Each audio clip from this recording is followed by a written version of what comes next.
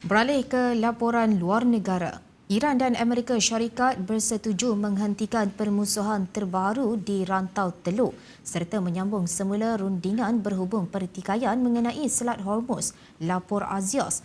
Langkah itu dijangka berpotensi menamatkan siri berbalas serangan yang sebelum ini mengancam untuk menggagalkan perjanjian damai sementara.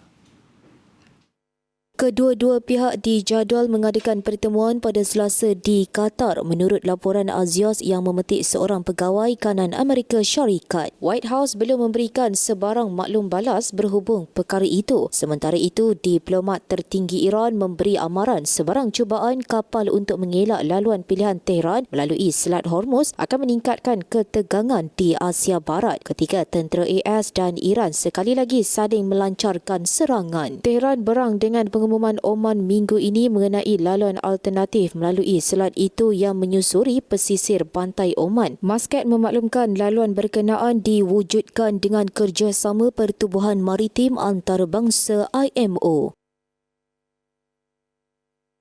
Sementara itu, Iran menggesa Amerika Syarikat menetapkan garis masa bagi pengunduran tanpa syarat Israel dari wilayah Lubnan yang didudukinya selaras dengan memorandum persefahaman MOU yang ditandatangani antara Tehran dan Washington untuk menamatkan perang.